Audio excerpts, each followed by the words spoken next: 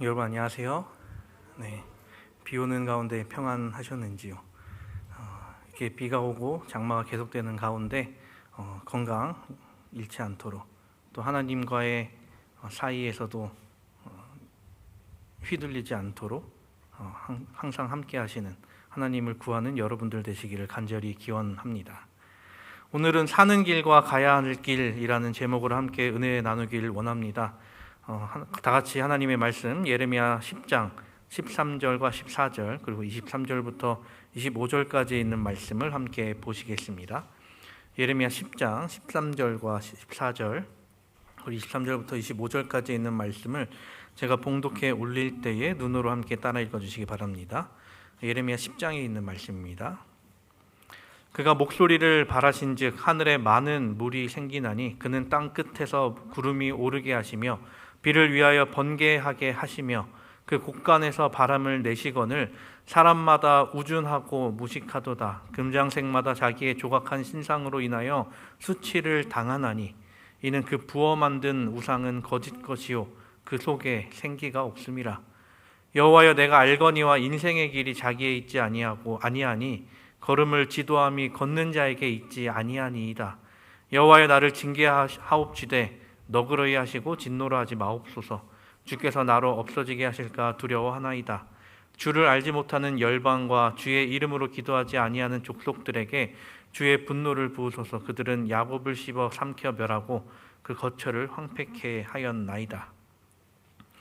제가 대학생 때 이제 회기역에서 전철을 내려서 경희대까지 걸어가던 때가 있었습니다. 이거는 이제 회기역 가는 길이긴 하지만요. 이 회기역에서 경희대까지 이제 걸어서 그렇게 멀지 않은 거리입니다. 게다가 이 동네는 그렇게 복잡하다고도 하기가 어렵습니다. 물론 길이 좁은 길이 여기저기 많이 나 있는 동네긴 하지만 큰 길로만 가면 이제 경희대까지 가는데 아무 어려움이 없죠. 게다가 이제 사람들이 워낙 많이 다니는 동네이기 때문에 젊은 청년들이 가는 길만 따라가면 경희대까지 가는데 아무 문제가 없습니다. 지금 생각하면 그렇다는 것이고 당시에는 이제 그런 생각을 별로 갖고 있지 않았습니다.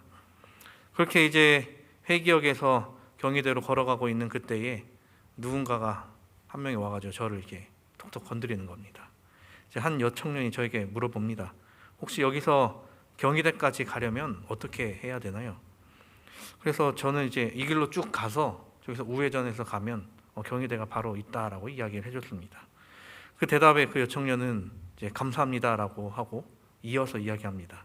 그런데 얼굴에 광채가 있으시네요. 그 뒤에 이어서 했던 말은 혹시 도를 아십니까? 였습니다. 원래 이제 오늘 말씀 제목을 이제 도를 아십니까?라고 하려고 했었습니다. 되게 유명한 그 도처녀라고 불리는 한 여청년이었습니다.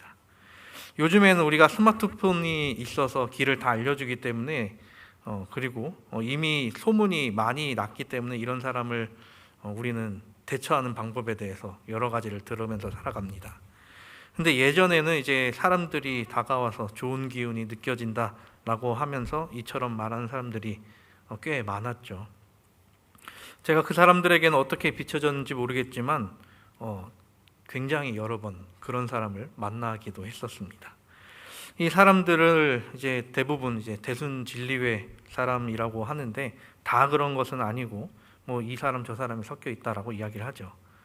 도를 아냐고 길을 아냐고 묻고 있는데 과연 우리는 정말로 길을 알고 있는가 하는 것입니다. 20년도 더 된 한 그룹이 불렀던 한 대중 가요의 가사를 보면 이렇게 되어 있습니다.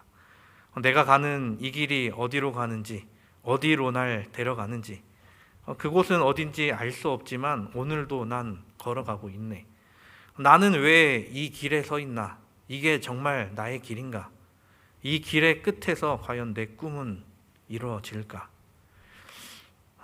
세상에 많은 사람들이 가고 있는 길은 어디이며 과연 그 사람들이 가고 있는 그 길은 정말 맞는 길일까요?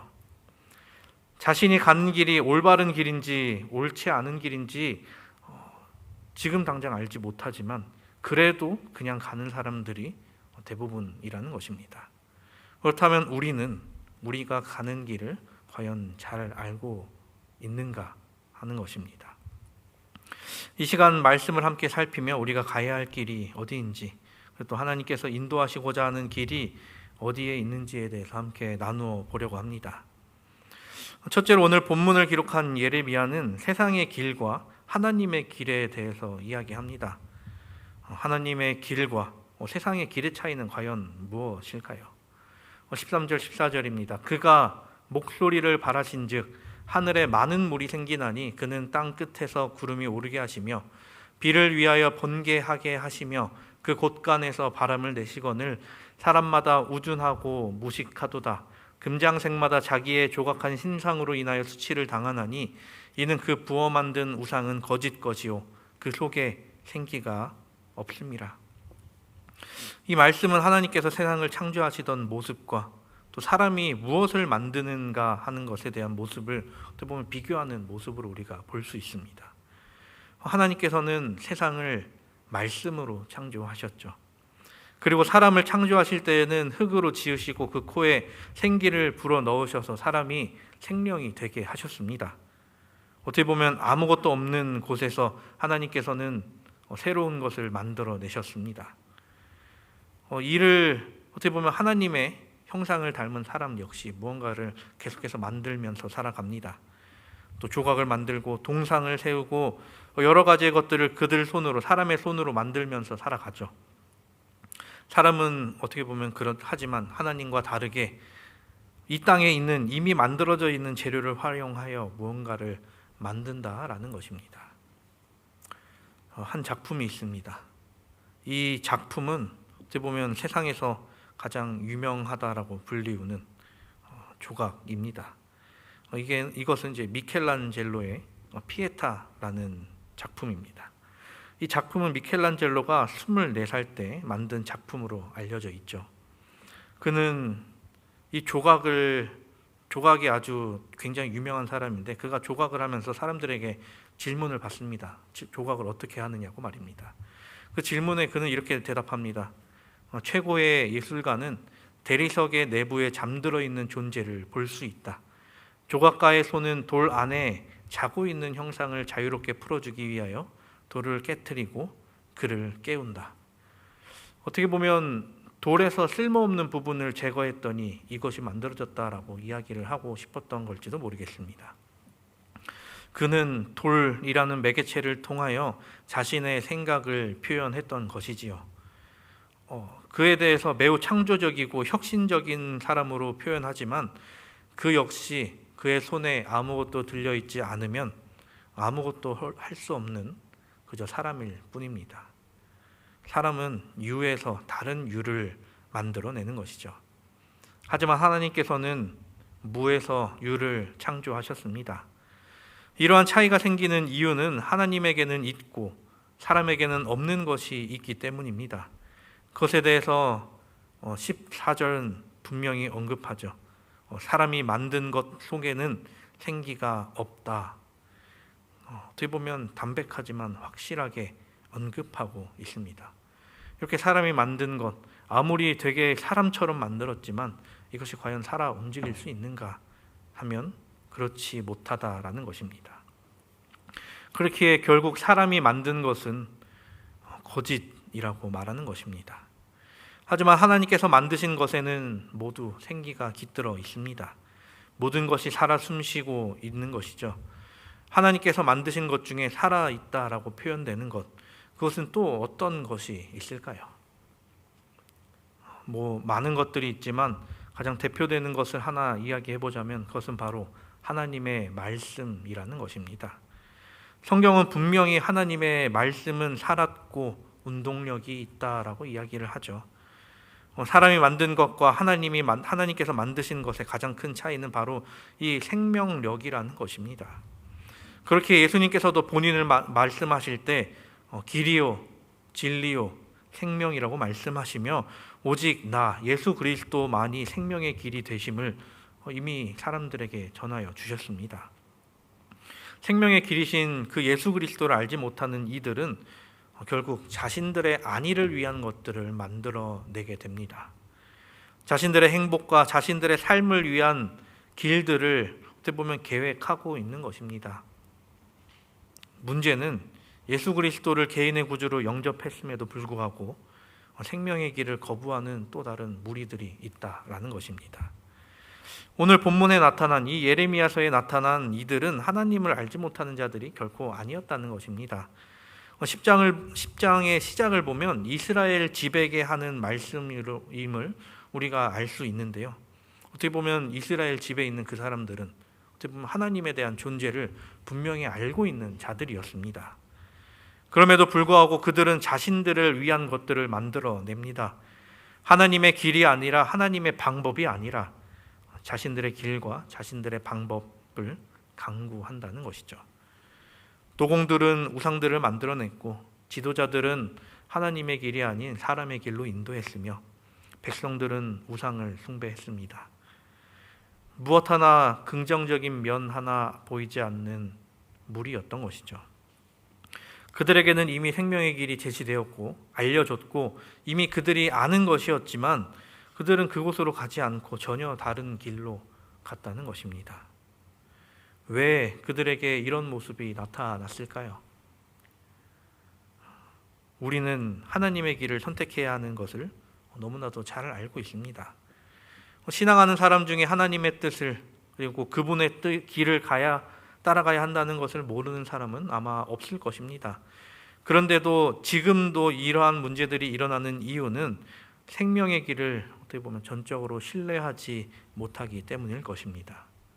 무엇인가 부족하고 또 불안해하기 때문에 결국 다른 길을 찾는다라는 것이죠. 전에 한 친구를 통해 어느 한 교인의 이야기를 듣게 되었습니다. 이분은 고등학교 시절에 재림교회를 전에 듣게 되었고 원래 잘 다니던 장로교회에서 다시금 재림 기별을 받아들여서 개종했다고 이야기를 들었습니다. 진리를 알게 되고 그 진리를 향해 나아가고자 원래 있던 곳에서 나왔다라는 것이죠. 근데 그 사람이 요즘 교회를 보면서 어떻게 보면 이 재림교인들이 재림교회로서의 정체성을 잃어가는 것 같다라는 말을 하면서 걱정이 있다고 고민을 털어놓았다는 것입니다. 여기까지 이야기를 들었을 때 어떻게 보면 여러 가지 희망적인 모습을 발견할 수 있습니다. 어떻게 보면 진지하게 하나님의 말씀대로 살아가고자 하는 그 모습이 감사할 따름이었죠.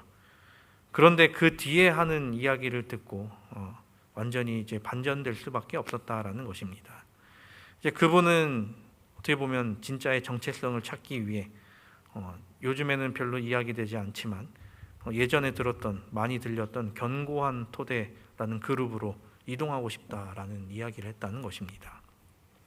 그분이 생각하는 재림교회의 정체성은 하나님의 말씀을 전적으로 의지하는 것이 아니라 율법을 너무 집착한다라는 생각을 가졌다는 것입니다. 완전 잘못된 생각이죠. 그렇게 율법의 본질과 율법을 주신 하나님보다 먼저 율법을 중요하게 생각한다고 그 사람은 그렇게 여겼던 것이었습니다. 재림교인들이 율법주의적인 신앙을 가졌다라는 생각을 했던 것이죠. 하나님을 더욱 확실하게 믿고 싶어서 노력하는 모습이지만 그 실상은 하나님보다 하나님께서 주신 율법을 더 높이는 모습이 있었던 것 같습니다.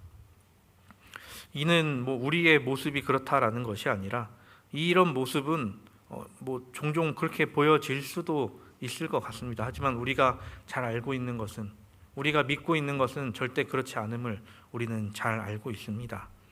그런데 이 율법에 대해서 집착했던 무리들이 있었죠. 신약시대의 바리새인들이 그러했다라는 것입니다. 그들 역시 하나님을 믿는 백성들이었죠. 이스라엘 민족이었고 하나님의 말씀을 누구보다 잘 알고 있고 어떻게 보면 전적으로 믿고 있던 그들이었지만 어떻게 보면 하나님의 의중을 파악하기보다 하나님께서 그 안에 감춰놓으신 것을 발견하기보다 그 문자 그대로를 더욱더 섬기면서 잘못된 길로 나아가고 말았던 것입니다. 그렇게 그들은 그들 앞에 나타난 생명의 길인 예수 그리스도를 발견하지 못하고 눈뜬 장님처럼 예수 그리스도를 놓치고 말았던 것이었습니다. 오늘 우리도 생명의 길이 어디인지 분명하게 알고 있습니다. 오직 예수 그리스도만이 우리의 생명의 길이 되심을 우리는 명확하게 알고 있습니다. 예수 그리스도를 통해서만 구원이 있고 그 우리에게 가진 모든 문제에 해결되시는 분이 바로 이분임을 우리는 잘 알고 있습니다. 그러니 우리가 해야 하는 것은 이 사실을 전적으로 신뢰해야 한다는 것이죠. 우리가 흔들리는 이유는 세상의 것들로부터 우리가 다른 것들로 뒤섞였기 때문인 것이죠. 우리가 그렇기에 예수 그리스도를 전적으로 믿기 위하여 해야 하는 것들이 있다라는 것이죠. 우리가 생명의 길인 하나님의 길을 확실하게 선택하기 위해서 항상 하나님에 대한 전적인 신뢰를 키워나가는 우리 모두가 되기를 간절히 바랍니다. 화인 여사는 영감의 글을 통해서 우리에게 이렇게 권면합니다. 가룟 기변을 2권 201페이지에 참된 신자는 자기 자신의 약점들을 인식하고 모든 점에서 자기 자신을 경계하며 하나님께 자신의 전적인 신뢰심을 둔다. 내가 살고자 하는 길에는 생명이 없습니다. 눈에 보이는, 편하게 보이는 길, 내 안전을 보장해 줄 것 같은 길은 결코 우리에게 안전을 보장해 주지 못한다라는 것입니다. 오히려 조금은 어려운 길이지만 좁은 길, 하나님께서 원하시는 그 길에는 생명이 있습니다. 그 생명의 길을 갈 때에 내 의지나 내 노력이 아닌 오직 하나님의 뜻과 주님의 능력을 구함으로 인해 나아가는 그러한 신앙을 가진 우리 모두가 되기를 간절히 바랍니다. 오직 참된 신자는 하나님께 전적인 신뢰심을 두는 자라고 이야기를 합니다. 그렇게 생명의 길을 주님께 의지하며 가는 그러한 우리 모두가 되기를 또한 간절히 바랍니다. 일제강점기 때 신사참배를 강요받은 많은 무리들이 있었습니다. 그리고 수많은 교회가 그 앞에서 살고자 방법을 찾게 되었습니다. 하지만 지금 역사가 판단하는 그들의 행동은 비겁하고 치졸한 모습을 보였다라고 이야기를 한다는 것이죠. 하지만 그때에 하나님의 그리고 예수 그리스도의 길을 찾은 무리들이 있었습니다. 바로 제7의 안식일 예수 재림교회의 성도들, 남은 교회의 남은 무리들은 살 길이 아닌 갈 길을 간 무리들이 있었다라는 것이죠. 그들은 가평의 정목리 어느 한 산에 숨어서 하나님의 가르침을 실천했습니다. 정목리에 가보신 분들은 아실 것입니다. 여기에서 어떻게 생활을 하나라는 생각이 들죠. 거기에서 어떻게 생활했는지를 적어놓은 글귀를 보면 이거 정말 이렇게 살았다고 라는 생각을 하게 됩니다. 정말 힘든 생활이었지만 그 모든 일을 당연한 것으로 혹은 다행으로 여겨왔습니다. 작년 우리 청년반이 이곳에 다녀왔고 올해도 이제 소그룹 전도회 겸 다녀오려 했으나 올해는 이제 비가 너무 많이 온 나머지 올해는 가보지 못했습니다. 계획이 된다면 후반기 중에라도 한번 다녀오려고 생각하고 있습니다. 청년들이 작년에 그곳에 갔을 때 그곳에서 참 여러 가지를 느끼는 모습을 봤고 어떻게 보면 신앙적으로 조금 더 무장할 수 있는 곳이 되었던 것 같습니다.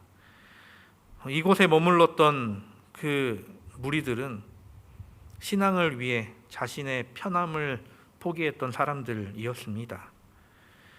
지금 우리가 취미로 하는 캠핑 같은 것이 아니라 실제로 매우 불편한 삶을 살았다라는 것이죠.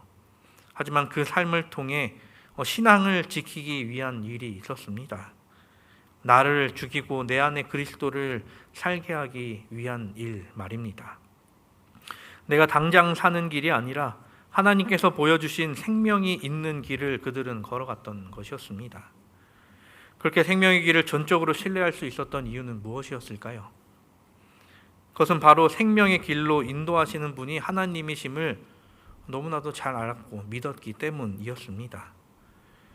우리 또한 하나님께서 보여주시는 생명의 길을 걸어나가며 결국 마지막 때에 승리하기를 간절히 기원합니다. 둘째로 예레미야가 우리에게 전하는 메시지는 우리는 우리를 인도하시는 하나님의 길을 무조건적으로 선택해야 한다라는 것입니다. 예레미야는 본문을 통해 그 길을 하나님께서 인도해 주신다는 것을 분명히 알았습니다. 그래서 23절의 말씀에 이렇게 전합니다. 여호와여, 내가 알거니와 인생의 길이 자기에게 있지 아니하니 걸음을 지도함이 걷는 자에게 있지 아니하니이다. 예레미야는 사람들이 가는 길이 모두 자기 뜻대로 되는 것이 아님을 너무나도 잘 알았고 그것에 대해서 이야기하고 있습니다. 여기서 이야기하는 알고 있다라는 말은 이제 원어로 하게 되면 이제 야다라는 단어를 갖고 있습니다. 이 단어를 좀 더 어디서 사용되는지를 살펴보면 체험하다, 경험하다라는 뜻을 갖고 있습니다. 그리고 특별히 이 단어는 이제 관계 속에서 주로 나타났다라는 것입니다. 이스라엘이 하나님을 아는 것은 물론 이방신들을 아는 것 또한 이 단어가 사용되었습니다. 즉 여기서 안다라는 것은 단순히 어떠한 지식을 습득하기 위해 학습하거나 노력으로 이루어지는 것을 의미하는 것이 아니다라는 것이죠. 그리고 그저 현상을 이해하는 이론적인 지식이 아니었습니다. 안다라는 것은 그는 하나님을 안다라는 것은 하나님과의 끊임없이 지속되는 인격적인 만남에서 생겨난 것을 이미 인지하고 있었던 것이었습니다. 즉 예레미야가 자신의 길을 자신이 주도하지 않았다라는 것을 안 것은 하나님과의 지속적인 관계를 통해 그가 알고 있었다라는 것입니다. 이 예레미야는 처음부터 선지자가 되기를 원했던 사람은 아니었습니다. 그러나 선지자의 사명을 감당하지 않을 도리가 없어서 하나님의 종이 된 사람이죠. 자신의 의지나 판단이 아니라 하나님의 말씀으로 그 가슴에 뜨거운 불이 붙어서 그분의 뜻을 따르게 된 자였습니다. 그렇다고 해서 그가 평탄한 길을 갔을까요? 전혀 아니었습니다.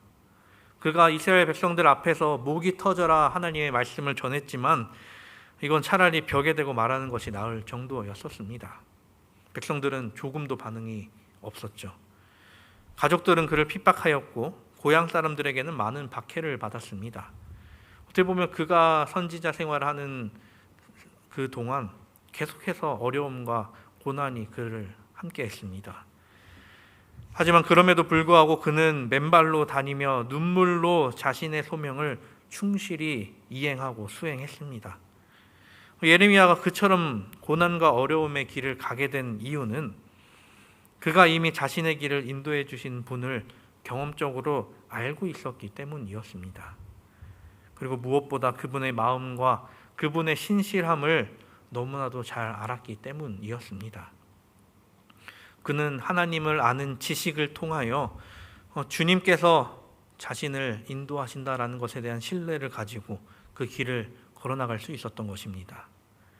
그의 삶 속에서 이미 하나님을 아는 지식이 더 이상 지식으로 머물지 않았다라는 것이죠. 하나님을 아는 지식은 자신의 삶을 인도하는 지침이 되었고 하나님께서 하시는 그 말씀 하나하나가 그에게 있어서 삶의 원동력이 되었다라는 것입니다. 오늘 우리의 모습이 이러한 예레미야의 모습이 되어야 합니다. 오직 하나님의 신실함을 의지하여서 그분의 말씀대로 살아가야 합니다. 하나님은 이 세상 어떤 사람들보다 더 믿을 수 있는 분입니다. 그런 그분을 의지하는 것은 결코 나약하거나 부자연스러운 선택이 아닙니다. 나의 길을 인도하시는 주님의 인도는 내가 생각하는 것보다 더 나에게 좋은 길로 인도해 주심을 우리는 기억하고 나아가게 되기를 간절히 바랍니다. 이사야는 우리에게 이렇게 권면합니다. 이사야 55장 9절 하늘이 땅보다 높음같이 나의 길이 너희 길보다 높으며 나의 생각이 너희 생각들보다 높으니라. 하나님의 생각이 그분의 길이 우리의 생각보다 우리의 길보다 더 높다라고 우리에게 권면합니다. 분명히 나의 모든 것보다 높은 수준에서 생각하시고 인도하신 하나님의 길을 우리가 의지하지 못한다라는 것은 어떻게 보면 더 이상한 일이 될 것입니다. 예레미야는 이 이사야가 했던 말을 아마 명확히 이해하고 있었을 것입니다. 그리고 경험적으로 알고 있었을 것입니다. 그의 어떻게 보면 뼈에, 그의 마음속에 온전히 새겨져 있었을 것입니다. 오늘 우리의 마음에도 이러한 마음이 함께하기를 간절히 바랍니다. 나의 걸음을 인도하시는 주님의 탁월함을 인정해야 하는 것이죠. 그리고 그분의 신뢰함을 더불어 나아가야 합니다. 이러한 길을 걷는 우리에게는 주님께서 분명 우리에게 큰 상급을 약속하셨습니다. 이사야는 이어서 이야기합니다. 10절과 11절입니다. 비와 눈이 하늘에서 내려서 다시 그리로 돌아가지 않고 토지를 적시어 싹이 나게 하며 열매를 맺게 하여 파종하는 자에게 종자를 내어주며 줄인 자에게 양식을 줌과 같이 내 입에서 나가는 말도 헛되이 나에게 돌아오지 아니하고 나의 뜻을 이루며 나의 명하여 보낸 일에 형통하리라. 주의 말씀대로 살아가는 이들에게 여호와 하나님께서는 형통함을 약속하셨습니다.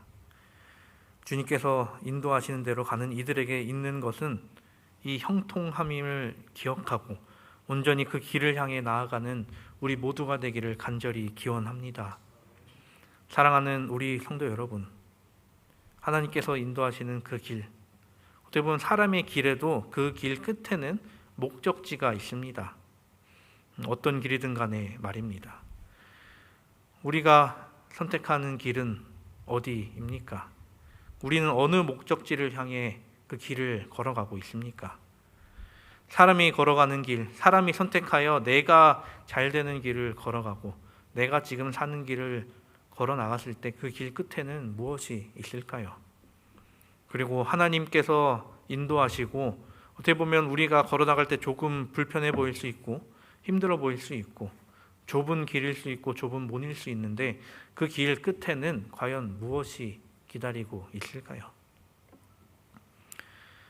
내가 살 길을 선택해서 그 길을 걸어 나갈 때 그 끝은 무엇이 있음을 여러분들은 원하고 계십니까? 하나님께서 우리를 이끄셨을 때, 우리가 그 길을 걸어 나갔을 때 그 길 끝에는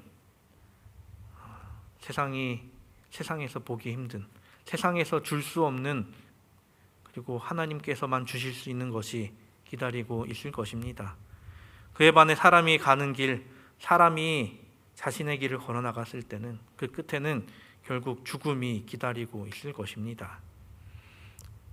평탄하고 넓어서 걸어가기 편한 그 좋은 길을 가서 결국 맞이하는 것은 아무것도 없는 것을 마주하게 된다라는 것이죠.